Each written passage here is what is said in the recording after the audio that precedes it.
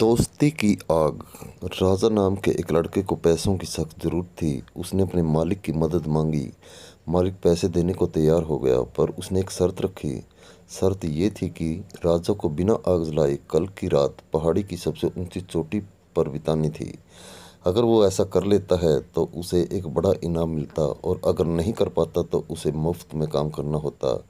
राजा जब दुकान से निकला तो उसे एहसास हुआ कि वाकई कड़ाके की ठंड पड़ रही है, और बर्फीली हवाएं उसे और भी मुश्किल बना रही हैं।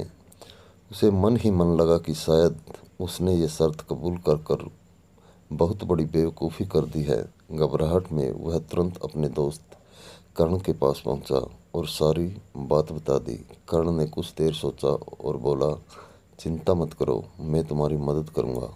कल रात जब तुम पहाड़ी पर होंगे तो ठीक सामने देखना। मैं तुम्हारे लिए सामने वाली पहाड़ी पर सारी रात आग जलाकर बैठूंगा। तुम आग की तरफ देखना और हमारी दोस्ती के बारे में सोचना। वो तुम्हें गर्म रखेगी, और जब तुम रात बिता लोगे तो बाद में मेरे पास आना।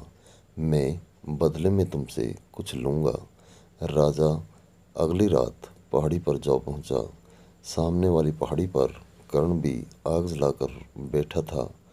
अपने दोस्त को दी हुई हिम्मत से राजा ने वो बर्फीली रात किसी तरह से काट ली। मालिक ने शर्त के मुताबिक उसे ढेर सारे पैसे इनाम में दिए। इनाम मिलते ही वो कर्ण के पास पहुंचा और बोला, तुमने कहा था कि मेरी मदद के बदले में तुम कुछ लोगे। कितने पैसे चाहिए तुम्हें? कर्ण बोला, हाँ, मैंने कुछ लेने को कहा था, पर वो पैसे नहीं है। मैं तो तुमसे एक वादा लेना चाहता हूँ। वादा करो कि अगर कभी मेरी ज़िंदगी में भी बर्फीली हवाएं चले तो तुम मेरे लिए दोस्ती की आग जलाओगे। राजा ने फौरन उसे गले लगा लिया और हमेशा दोस्ती निभाने का वादा किया। दोस्तों, कहते हैं दोस्ती ही वो पहला रिश्ता होता है जो हम खुद बनाते हैं। बाकी रिश्तों के साथ तो हम पैदा होते हैं।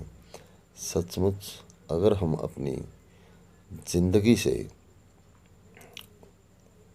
दोस्ती को अलग कर दें तो ज़िंदगी कितनी खाली लगे। दोस्त होने का मतलब सिर्फ खुशियाँ बांटना नहीं होता।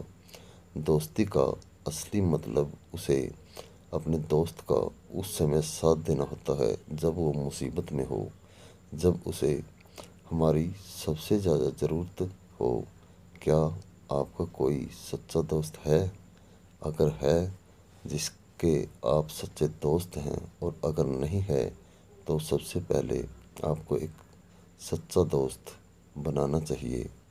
अपने आप ही आपका एक सच्चा दोस्त बन जाएगा। दोस्तों, ऐसी ही प्यार भरी और मोटिवेशनल कहानियाँ सुनने के लिए हमारे चैनल को सब्सक्राइब करें और बेल आइकन को प्रेस कर लें, ताकि आगे आने वाली वीडियो का नोटिफिकेशन आपको मिलता रहे। आपको कहानी कैसी लगी आप हमें कमेंट करके बता सकते हैं। और दोस्तों, आपको किस तरह की कहानियाँ सुनना पसंद है आप वह लिख सकते हैं। कहानी को लाइक करके शेयर करना न भूलें। तब तक के लिए धन्यवाद।